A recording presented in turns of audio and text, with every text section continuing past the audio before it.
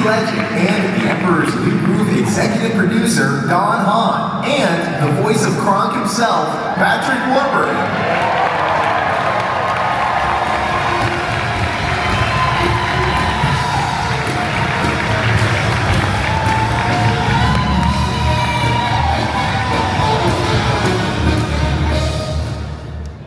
Hi, everybody. Have you had a good day out here? Yeah! Woo! You know, we thought there's no better way to end the day than with Kronk. We should end every day with Kronk, I think. And we can, actually, the two of us can come over for birthday parties and come over to the house. Yeah! It's always fun for us. Always. It's so awesome to be here at D23 and celebrate 25 years. But Don, thank you for helping change my life, because getting to be a part of the Emperor's New Groove really was the most spectacular and wonderful experience I've had thus far in the biz.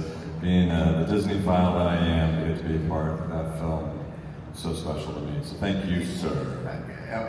We had help. We had a great team of animators, Mark Dindler, director, Randy, our producer. So you grew up in Southern California, so Disneyland itself must have meant something to you, and just kind of the Disney movies and that kind of thing. What are your early kind of Disney memories that pulled you into the culture? Oh, magic from the very beginning. The Sword in the Stone, I remember, is the very first animated Disney picture I ever saw. It's narrated by the great Sebastian Cabot. Yes. Oh, it's so good. And you had a big family too, didn't you? Very large family, yes. Three younger sisters. Yeah. We were only allowed to watch 2 shows every week. Little House on the Prairie and The Wonderful World of Disney. Yeah, it's a typical Southern California upbringing. So your first, I want to kind of track into Emperor's New Groove, but your earliest kind of acting jobs and that kind of thing were all over the map, sometimes literally, because you've done a little bit of modeling early in your career. I'm so glad you brought that up. Well, we're all thinking about it. And you did some movies early on in South Africa, and just all over the map. Yes. And one of the things you mentioned was that you had run into Eartha Kitt at some point in your life before we got to the stage and started recording Emperor's New Groove. Because when you record, we don't often record together. Right. A lot of times it's just solo, and then it's kind of a surprise to cut it all together. But you had a very interesting career before we got to that. Well, that was very, very curious, Don. And by the way, we call it print work, not modeling. Oh dear. Yeah, but it was very curious to me, because sometimes, it's just curious how in this universe art imitates life, because I didn't really work with Eartha on the film, yet I had worked with Eartha 10 years earlier in South Africa on these Canon films with her and Oliver Reed. And so I remember when I came back from Africa, Eartha Kitt was performing at the Roosevelt Hotel. I was only 22 years old. And I thought, I had just done a film with Miss Kitt. I'm going to go watch her perform. So she was thrilled that I was there, and then she invited me up for tea afterwards. And then, so we were in her suite there, and she was sitting on one end of the couch, and I was on the other, and she was petting this white furry creature. To this day, I couldn't tell you if it was a dog or a cat because of that hair all the way down his face. And she was going, "Darling, how are you?" And I just felt terribly strange and outclassed and uncomfortable. And after about 15 minutes, I just quickly exited the room. You made the right choice. Yes, but it's just so odd, because then when I saw The Emperor's New Groove and I saw Kronk, and especially the dinner scene when Kronk, exits into the kitchen and Cusco's there with her, and he says, "He seems nice," and she goes, "He is," like that. And I just thought it's so odd that Kronk and Gizmo were actually in real life sitting on a couch 10 years earlier. Yeah. So very, very strange. It was meant to be. Meant to be. I remember when we brought you in for the first time and we were searching for the character of Kronk. It wasn't even sure it was going to be in the movie. And we brought you in and we put up a lot of drawings, some of which are up on the screen right now. And the next slide are some of the earliest drawings of Kronk and Yzma together, and I think those started to suggest what the character would be. Because Kronk isn't a villain necessarily. He's obviously a great cook, and obviously someone who's kind of a sidekick. But he has this really unusual relationship and a terrific six-pack. Look at him, look at his belly. So what were you thinking when you came in that first day and met with us on the soundstage at Disney Studios? Well, I desperately wanted this, and Disney's very secretive, as you know, about, so I didn't get a script. I only had 4 pages of a Kronk and an Yzma, and so not even sure what a Kronk is an ogre, a robot, but I could discern that he was a reticent henchman. Now, he could have sounded a little bit darker like this, it's a shame that we're going to miss that dessert that I worked so hard on. I decided to make him sound a little bit sweeter like this. I brought him down here like that, and it's just a little bit different. It was great that Joe, sort of responded to that. Because what I found, I feel, and you tell me if I'm wrong, is that, there's so many creators, everybody involved in a project like this, and there can be pages of a character description, but sometimes I don't think that you all know what a character sounds like until you hear perhaps what he sounds like. So that's what I always tell voiceover artists, go in there really with something, make a choice so that they don't have to direct you. Be able to take direction, but show them perhaps something that they respond to. Yeah, it's totally true. You can imagine being an animator or a director and having you do that voice finally that has that little break in it. It's like the best day in your life because the animators will be able to pick that up and do something with it. And that's, I think, it really sealed the deal and made it something really special. Kronk, though, and I mentioned this just now, that wasn't always a lock in the movie in terms of being in the film, because there were a lot of people and some executives who just thought, well, he doesn't have a crucial part in the plot.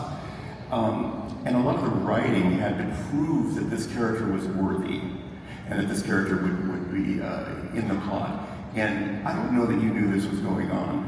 I did not know that was going on. I had no idea that I was fighting for my life. Yes, we were fighting for you. And Dave, I don't think Sting was. Well, we can talk about Sting. We went in a different direction. Yeah. Should I have said nothing? No, listen, Sting is fantastic. I love Sting. We do. I love him to death. You also love Eddie Vedder. I do. No one knows the story. Eddie We're Vedder. not laughing. That's my news. Knew we had Pearl Jam fans out here. Yes. Knew it. Okay, back on the script. So you were on the stage, and we were literally fighting. And Dave Reynolds, our writer, he's a comedy writer. He worked for Conan O'Brien. He got an Oscar nomination for Finding Nemo.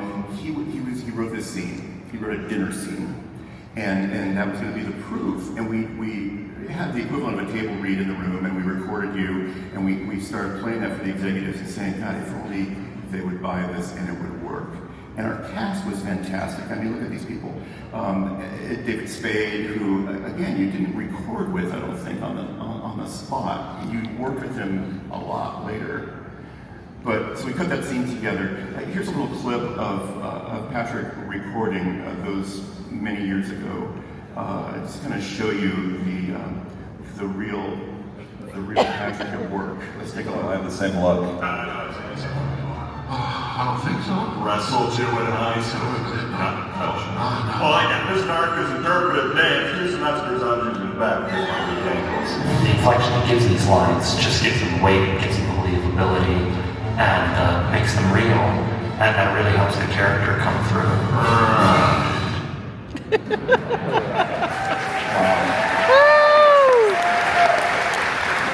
I think the other thing in our favor was we were a B movie. I don't think anybody really paid a lot of attention to Emperor's New Groove. A lot of other movies, there were a lot of other distractions, and in the end, we had like a year to get it done, and people, it's like whatever you can do, try to get it done and make it a comedy. And I think in a funny way that really empowered everybody to just go off the tracks a little bit when it came to the writing. And then we were inspired by you guys. So that dinner scene I was talking about, do you remember recording that? Because we asked you to improv a lot. We asked you to talk about your culinary skills. We asked you to talk about spinach puffs.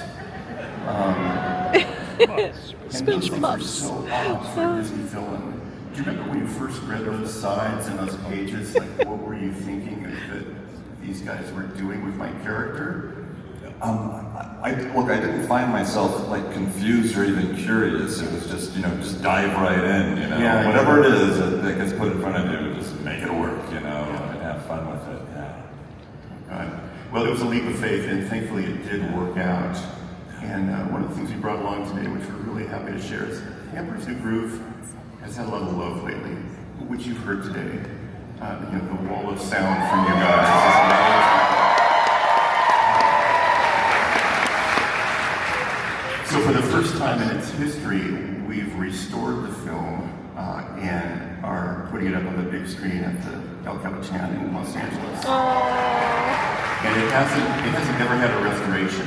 I think people love it now, and I think thanks to you all and the fan base for this film, the studio is starting to see that it's a little belated treasure that we all have.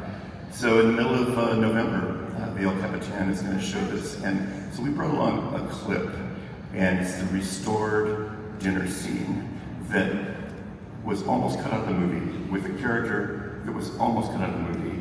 And I just want to publicly apologize for all that. We're good.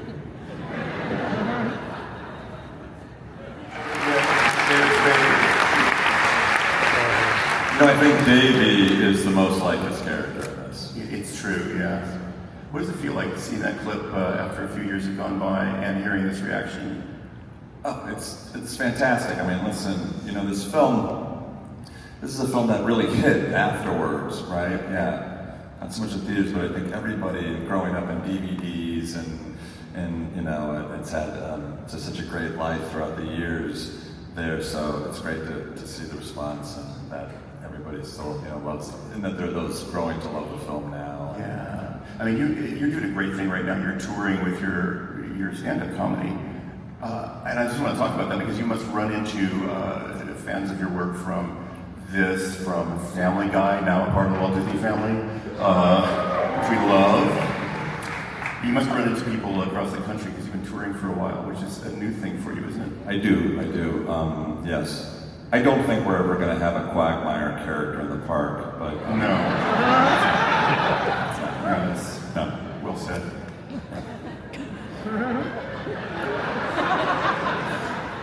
But we were talking about, well, there are different things that people respond to.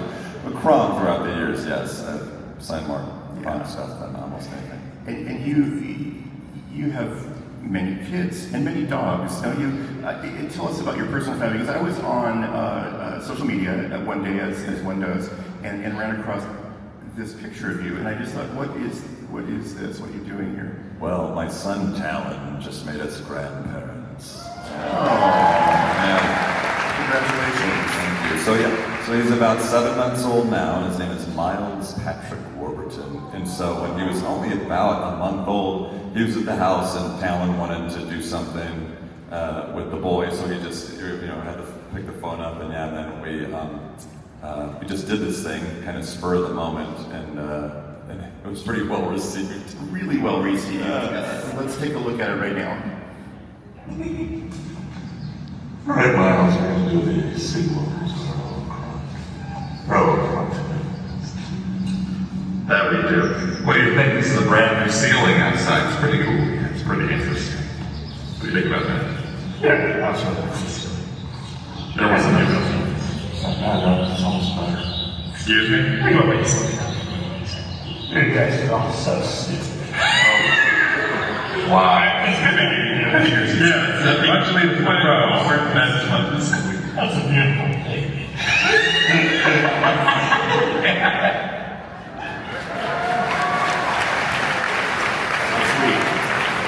Those are my 3 boys right there. 2 of them are actors, and the one who came at the very end, Shane, is actually a pilot. And he seemed to steal the show. He's actually here tonight, my son Shane. Yes. Where is he?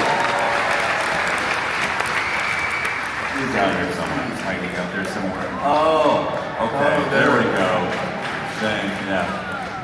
The moment you got discovered, Shane. Yeah. There we go. It's so great to see you guys together. And obviously, Kronk and Sons should be a Disney Plus program at some point in the future. We did work with Sting, who was a cool guy, and we changed this movie so much while we were making it, which is a topic for another day. But there was never really a Kronk song. No. Why is that? You tell me. I would have done it. We always thought that you had your own theme music you carried with yourself all the time, then we wouldn't need a song for you, so we may have been wrong. That we did do that, and I don't know, are you shocked? I don't even know what to do right now. Are you asking me with your eyes to do this? I'm not asking you anything. I was just curious because we had Sting recorded. No, it's okay. We had Sting do a number of things for the movie. It's gonna be a long night, ladies and gentlemen. It's the Cuscotopia we're all looking forward to.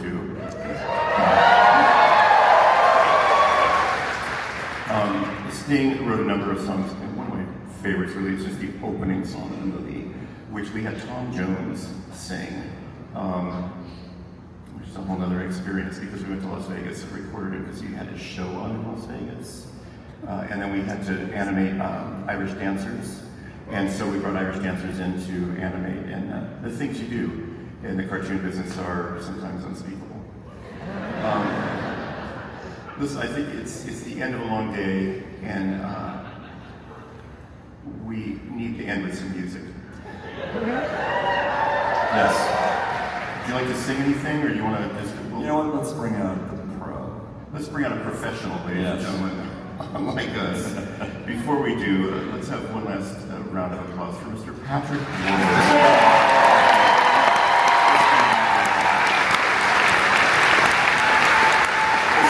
Made it all happen. Thank you. So, one of our beloved colleagues who's been with us all day and we adore is going to come out here and, well, you'll see for yourself. Please welcome back to the stage the incomparable Michael James Scott.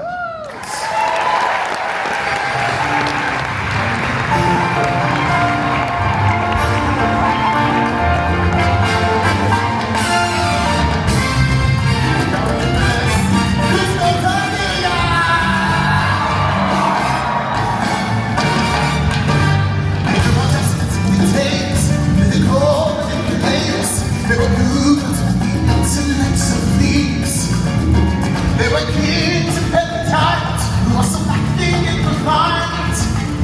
Then he went to swing from the trees. Hey! He was born and raised through no one has ever been to school in 1,000 years of aristocracy. And the enigma and the mystery in this American history, the quintessence of perfection that is he. He's the son of the nation. He's the hippest dude in creation. He's the emperor's new clothes. He's such an active being. Generations have been leading in this miracle of life that we all know. What's his name? Cusco. Sing it with me, y'all. Come on. Cusco. He's the king of the world. Is he hip or what? Hey! He's the son of the nation. He's the greatest captain creation. He's the Alpha and the Omega, A to Z. And his perfect world is around his every wing. 'Cause his perfect world begins and ends with, what's his name? Cusco!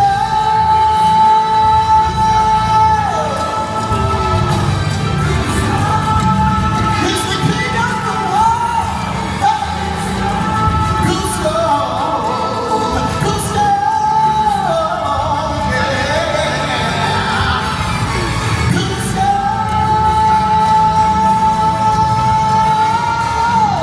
Hey. Cusco, baby, y'all.